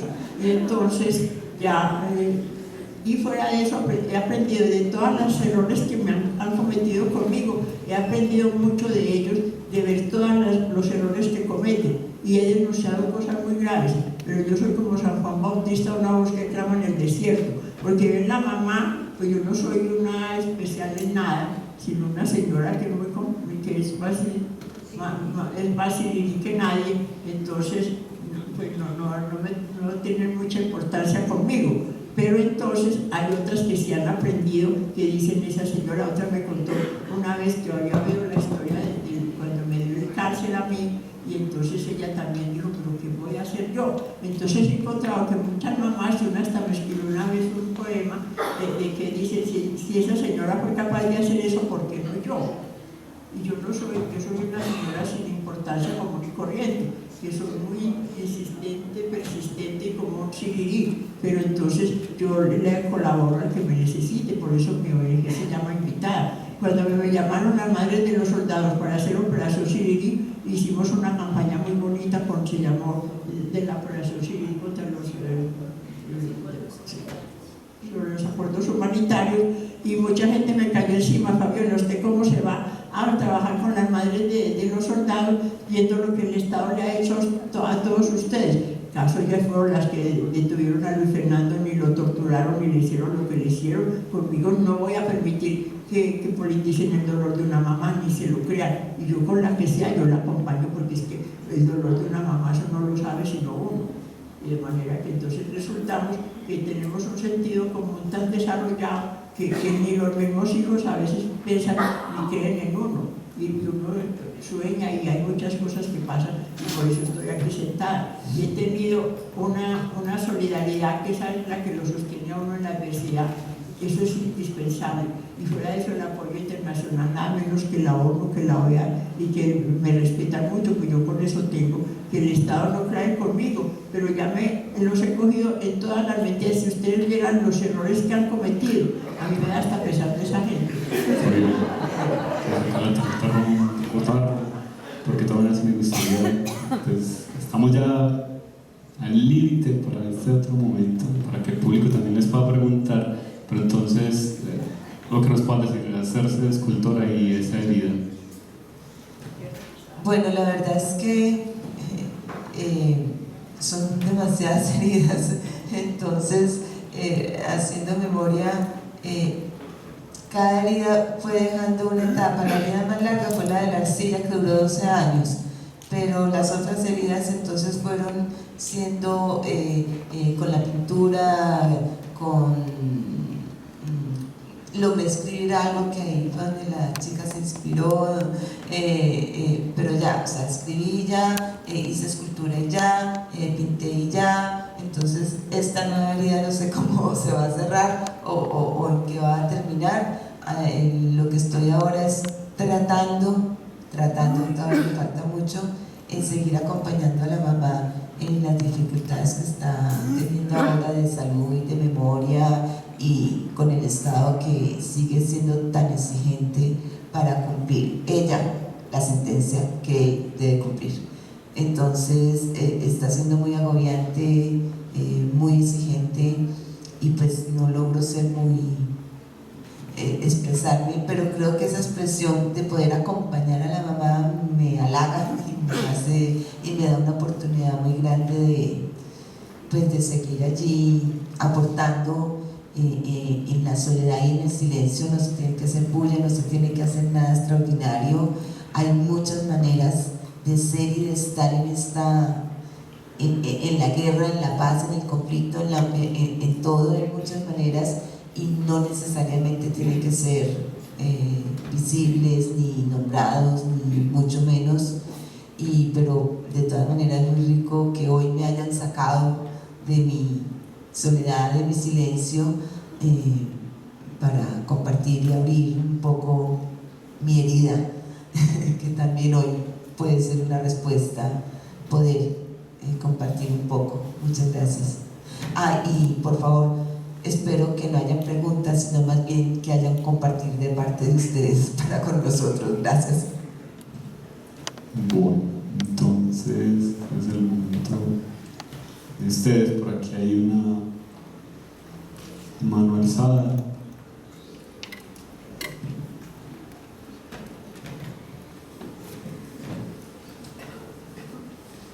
Bueno, muy buenas noches a Fabiola y a Adriano. Yo les quiero agradecer porque primero es el sentir, están convocando frente al sentir, y creo que todos de alguna manera necesitamos reconciliarnos con esa primera capa de piel que de alguna u otra manera, digamos, el olvido nos ha quitado a los jóvenes a los que de alguna u otra forma no conocemos mucho la historia de nuestro país. Quiero compartir con Adriana y con Fabiola que la historia y su puesta por recuperarnos de ese bache que tenemos como país, de lo que nos ha pasado, se convirtió en una obra de teatro con un grupo, un colectivo que Fabiola de alguna manera se ha acercado con Catalina Orrego y con un grupo de psicólogos que nos hemos también entregado a la puesta del arte con una obra que se llama Presagio de pájaros, y que en una de esas escenas está puesta toda esa energía que has puesto y que han puesto para sobre todo incomodarnos, porque yo creo que lo que nos han dejado con la historia, no solamente de Luis Fernando, sino también de ustedes, es que la verdad incomoda y nos tenemos que incomodar, y bastante. Y creo que todos los días es una oportunidad para no caer en la certidumbre de que no pasa nada, nos siguen pasando muchas cosas, pero creo que la apuesta que ustedes nos invitan es a que nos incomodemos, y que nos incomodemos creando, compartiendo historias, solidarizándonos.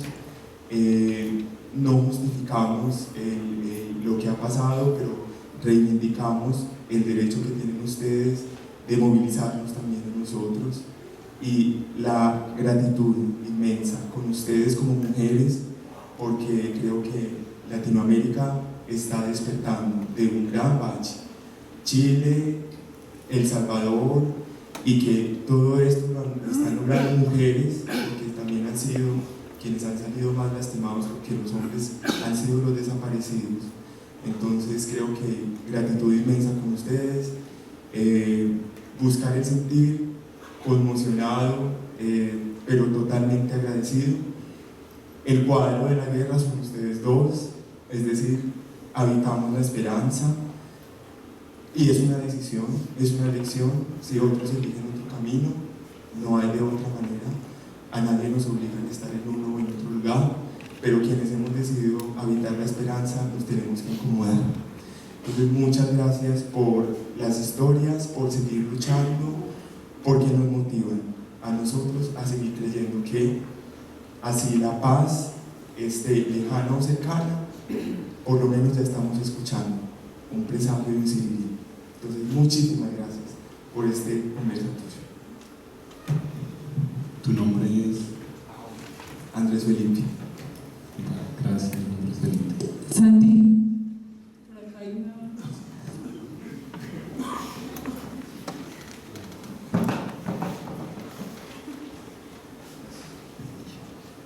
Bueno, buenas noches para todos y todas.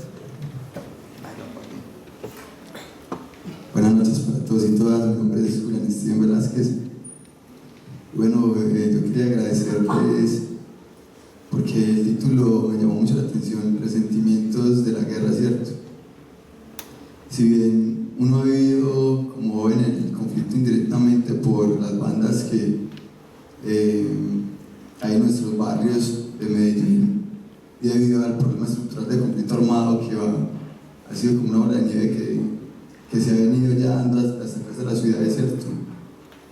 Lo he vivido muy directamente el conflicto, pero yo quiero nada más es agradecerles porque uno no logra ver en ustedes el resentimiento. Es decir, después de haber sufrido tanto y haber luchado tanto, me deja profundamente conmovido ver en personas como ustedes que son mujeres. Susabal, en una conversación del miércoles anterior pública, decía que él, para fotografiar el conflicto, lo había hecho desde la mirada de la mujer. Entonces me interesaba mucho escuchar a Fabiola Lalinde, y no sabía que usted era su hija Adriana. Entonces me pareció muy importante pues venir a escucharlas y agradecerles por encontrar en personas que han sufrido el conflicto un corazón sano, un corazón que nos permite evitar la esperanza. Entonces, muchas gracias. Yo, qué pena, pues yo me tengo que ir por cuestiones, pero muchas gracias, que no puedo seguir escuchando.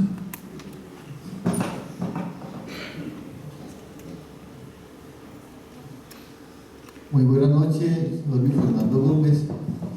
Un agradecimiento muy especial pues, a la corporación que nos hace esta invitación siempre y a las dos mujeres tan fuertes que hoy nos comparten desde su alma esta historia tan bonita y que seguramente nos tiene que llevar a reflexionar mucho a todos. A nosotros nos desplazaron a más de 15.000 granadinos de nuestra tierra, unos con armas, otros con quitarnos oportunidades. Y bueno, hemos hecho todo este trabajo de superar, de ir enfrentando la historia, pero hay una polarización muy grande en el país a la que uno dice, ¿qué hacemos? Hay gente como ustedes que han sido capaces de enfrentar el Estado, de enfrentar las situaciones, hay otros que hemos tenido que correr, hay otros que han podido resistir en los territorios a pesar de nuestros campesinos que aún se mantienen aguantando hambre muchas veces y necesidades y todavía aguantando a los grupos armados de cierta manera. Pero a mí me gustaría, a pesar de que nos pidieron que no hiciéramos preguntas, que hiciéramos una reflexión adicional, porque nos ha correspondido hacer eso en el territorio. Nosotros logramos recuperar 9.000 granadinos y los volvimos a llevar trabajando en la inclusión social a través de la economía solidaria y el cooperativismo. Pero hay gente que todavía no entiende la magnitud del problema que hemos vivido.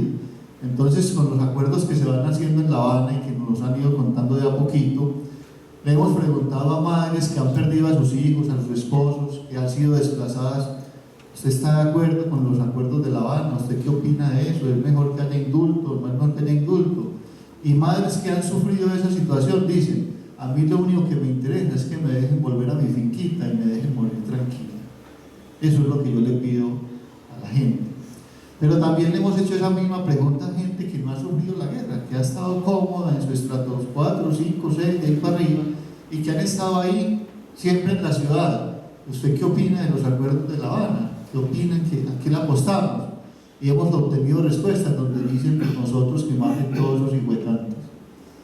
Entonces estamos en un nivel de polarización tal en nuestro país que desde esas reflexiones que ustedes hacen, de perdonar desde el corazón, desde el alma, pero también de enfrentar con realidad, ¿qué pudiéramos hacer por este país todos, en donde podamos seguir juntos buscando una solución a estos más de 60 años seguramente, pero que realmente tenemos que aprender a vivir, a convivir con todas estas situaciones? De pronto es una reflexión final que nos quieran hacer, para no hacerse después a modo de pregunta.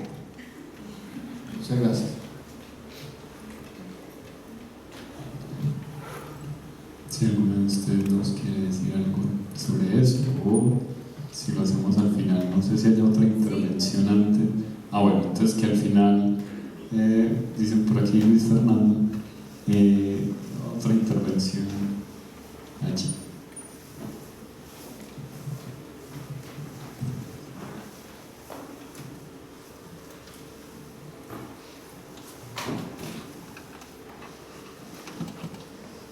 Buenas noches.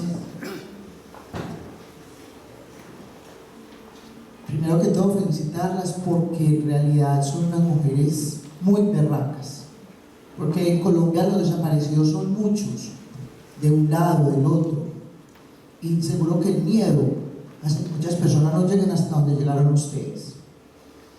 Entonces, para las personas que creen en más allá, como usted, en Dios, Fernando, donde esté, debe estar muy orgulloso de ustedes. Y otra cosa, yo pienso que esto nos debe servir a todos los que creemos en la paz, en la posibilidad de un mañana mejor, en un perdón, que no va a ser posible si no hay una justicia social. Al menos empezar a contarle al vecino, porque uno se mueve en el mundo común y estamos muy mal desinformados. La gente dice, el común, no es que se va a tomar la guerrilla a Colombia, pero la gente no oye estas cosas, no oye que el conflicto es igual de lado y lado, que la gente se viene matando hace muchos años, pero eso es lo que nos venden los medios de comunicación. Entonces, de pronto, el granito de arena a nivel de todos nosotros es decirle al otro, de demostrarle que es que tanto como ha sufrido el campesino por un paramilitar o por una guerrilla o por un ejército, han sufrido todos, y es lo que necesitamos, contarle a la persona de a diario porque si no, no lo vamos a lograr. Creemos que hemos logrado mucho, que el país está despertando, y yo pienso que no. Por eso es que estamos tan polarizados, porque no vimos sino los medios de comunicación donde nos venden un fútbol y unas noticias amigas. Las felicito y muchas gracias.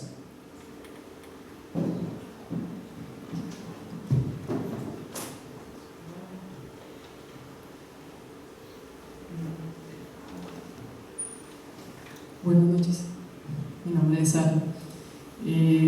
Bueno, quisiera también pues como anunciar a partir de la historia que ustedes cuentan, eso de no creer en la institucionalidad, y es porque hace poco, lo evocaba aquí mientras ustedes contaban la historia, hace poco cogieron 4 pelados de la Universidad de Antioquia, ¿cierto? Y no dejar de lado pues lo que son los falsos judiciales, que son también un modo de perseguir a la vida juvenil. Entonces me hacía la pregunta, también por el hecho de que Luis Fernando era un joven que creía en la paz, y en ese momento en el que estamos en Colombia, que es un momento en donde ya se están hablando de que pronto se va a firmar la paz, ¿cierto? Esa tan anhelada y llamada paz, el papel que nosotros jugamos, ¿no? Y eso que me parece muy chévere que ustedes han enunciado en toda la conversación, que es el asunto de la esperanza, ¿no? Nosotros los jóvenes en este momento, muchos están llenos de unos rencores infundados, otros con rencores propios, pero hay otros jóvenes que sí creemos en eso de que Colombia se pueda vivir en paz. Ahora se viene todo esto del posconflicto, y bueno, el papel de tanto los jóvenes, que son los que más llaman a esta construcción, tanto de los jóvenes y de los adultos, cómo va a ser, ¿no? O cómo, no sería más como pregunta, sino también para dejarlo ahí en reflexión, es nosotros cómo le aportamos a esa esperanza, cómo hacemos que esos jóvenes, que esas personas que están llenas de rencor, ¿sí?, que dicen ojalá los maten a todos, no logran dimensionar pues la gravedad de eso. ¿Cuál va a ser ese llamado, no?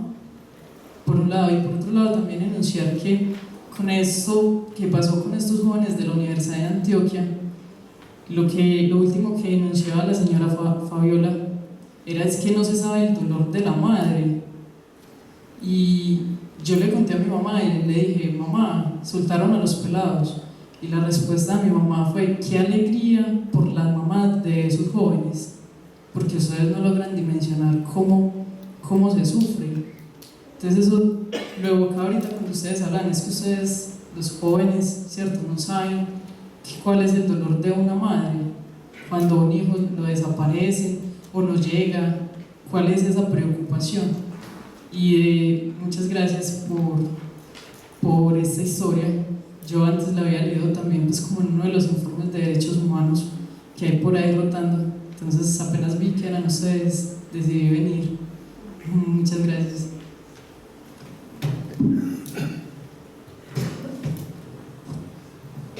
No hay otra intervención. Bueno, entonces ahí tenemos unos minuticos también para lo que Luis Fernando les pedía, ¿cierto? Como en ese panorama en el que estamos ahora, la polarización, la construcción de la paz, los que le apuestan a eso y los que no le apuestan a eso, ¿qué se puede, pues, ustedes qué pueden ofrecer, qué pueden invitar,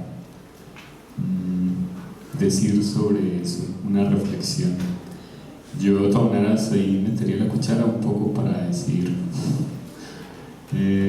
pues, y invitar también a los asistentes a conocer más de esta historia, y decir lo que iba a mencionar era una forma, de esas formas de contestar también, ¿cierto?, distintas a un acto, por ejemplo, de violencia, que nos contes, por ejemplo, cómo ligar eso con la operación Sirirí, ¿cierto?, como ese despliegue también está esta otra acción que llamas el Partido de las Mamás, ¿cierto? Y la otra, la ONG Invitada, ¿cierto? Entonces, como en relación a esta reflexión que invoca Luis Fernando. Le puedo de pronto, puedo compartir algo. Mire, la desaparición de Luis Fernando y las muchas desapariciones que se han dado son en el marco del proceso de paz. Entonces, ¿cómo aprende uno a leer un proceso de paz después de tantos procesos de paz? Porque no ha sido uno, han sido varios, donde el proceso de paz de turno ha servido para aniquilar, y me disculpan la palabra, pero eso es lo que yo he vivido, ¿cierto?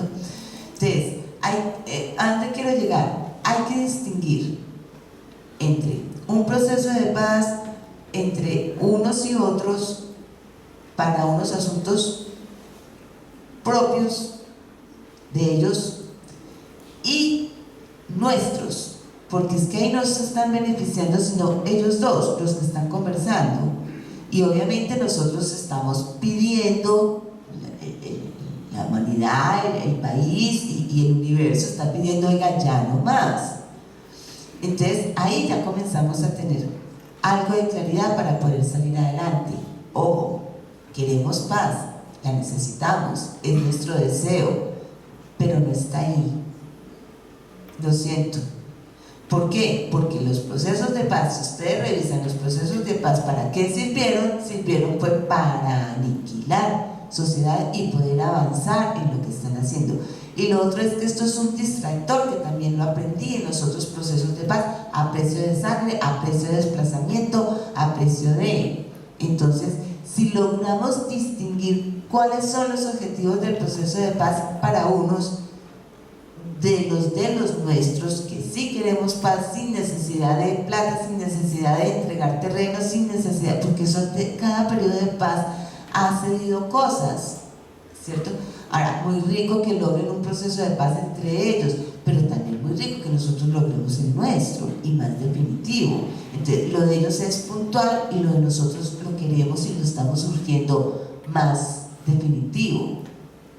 Entonces hay que tener cuidado también, no, perdónenme, pero es que poner la esperanza en una institución que nos ha hecho tanto daño al lado de una organización que se quiere reivindicar, y eso es justo y eso está muy bien que se quiere reivindicar, pero a precio de nuestra inocencia o de nuestra, perdón, se puede llamar ignorancia, pero no porque lo queramos, sino porque nos han querido hacer ver y vivir y ser ignorantes por lo que nos acaban de comentar. Y lo tenemos muy claro, los medios de comunicación tienen unos intereses concretos. Es difícil aprender a vivir, a leer estos anhelos de paz, estos deseos de paz en medio de judicializaciones tan graves que ahora hoy en día nos llaman falsos jurídicos, ¿cierto?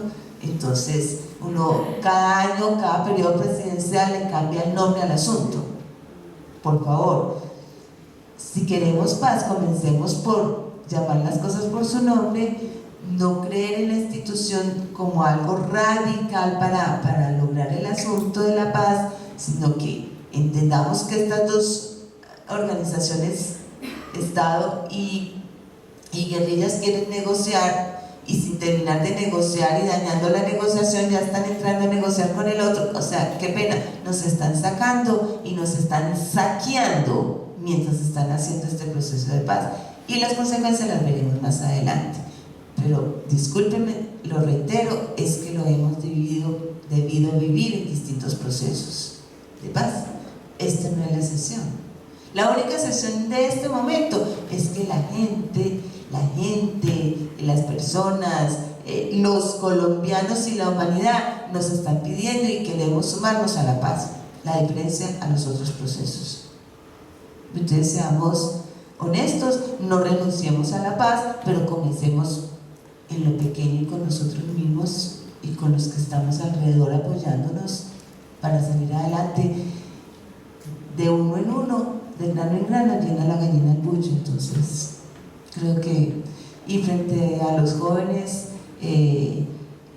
yo les digo, no se asusten cuando les decimos que ustedes son el futuro, es que ustedes ya están haciendo algo por el solo hecho de ser jóvenes, por el solo hecho de estar aquí, ya son algo. Preocúpense en eso sí que van a hacer cuando estén más grandecitos y las consecuencias que le haya dejado lo que hicieron o dejaron de hacer por algún motivo, razón o circunstancia, pero por ahora, gócensela, disfrútenla y hagan hasta donde puedan ahora. Fórmense lo mejor que puedan y muchas gracias, porque si nosotros perdimos un hermano, no sé cuántos, ya perdí la cuenta de cuántos hermanos llegaron por él, jóvenes.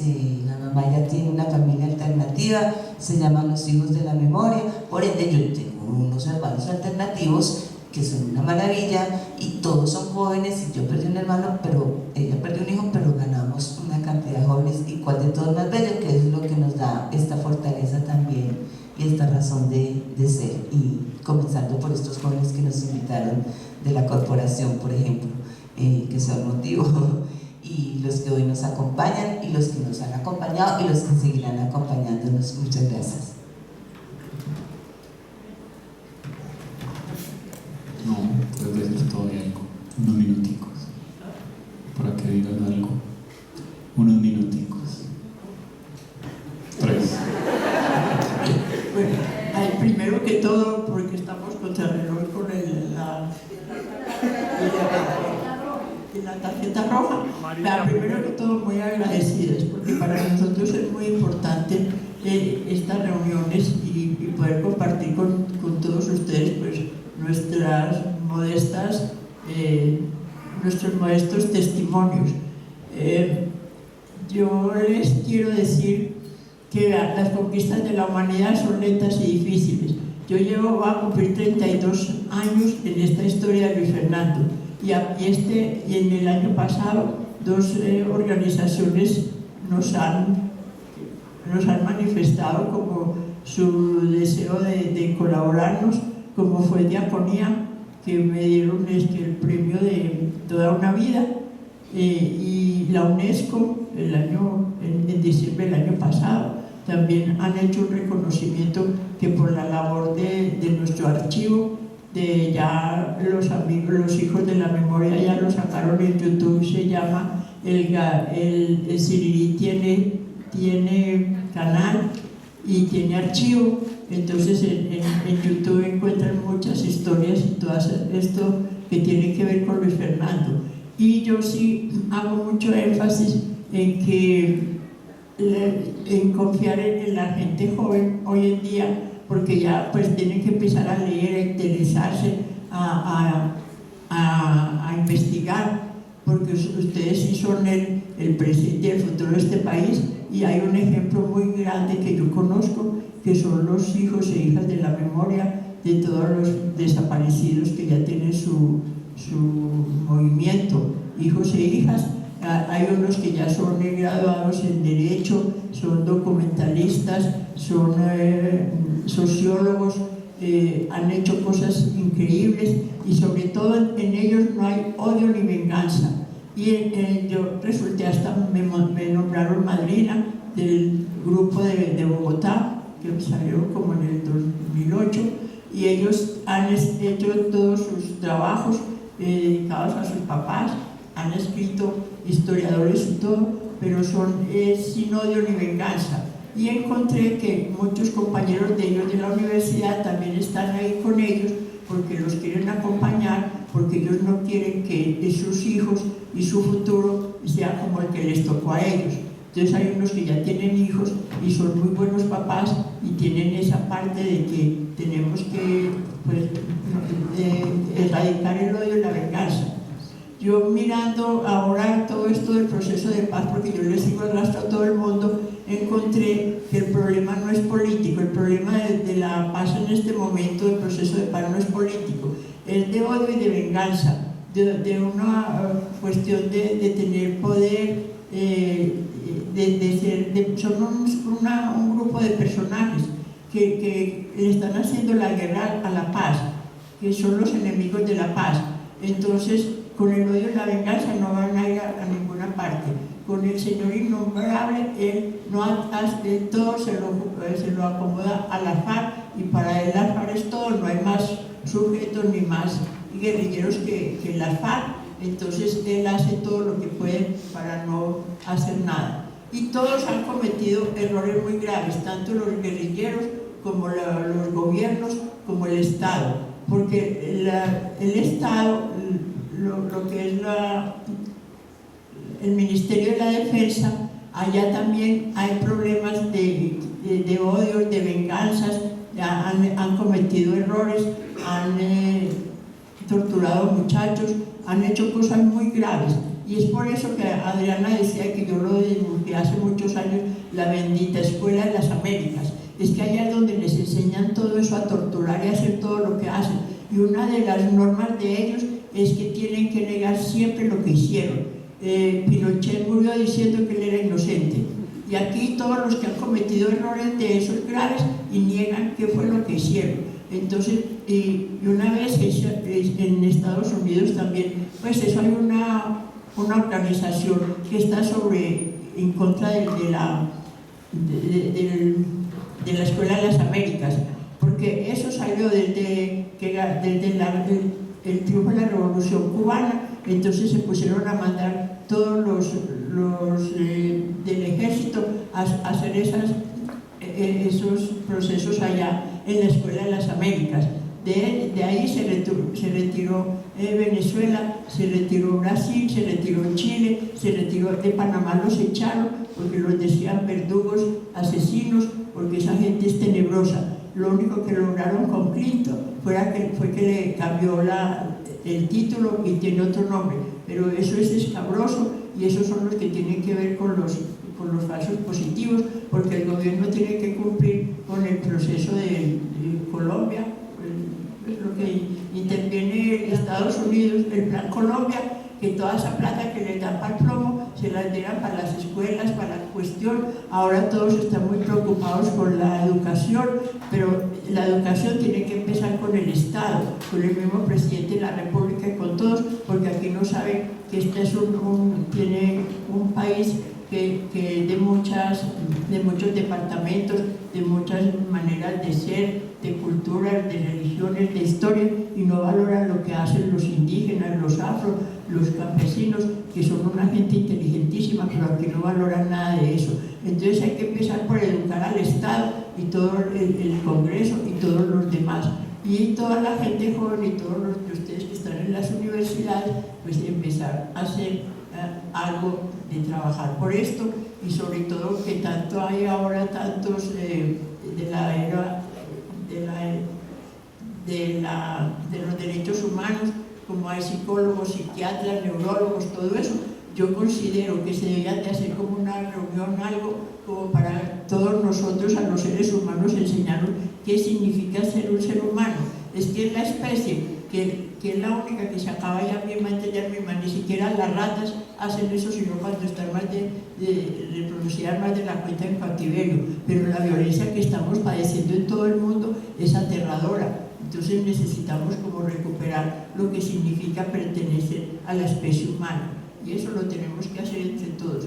Mi granito de arena es muy sencillo, pero ahí insisto y persisto hasta el último suspiro, y les dejo de herencia el Sirirí, que ya tiene canal. Les agradezco mucho.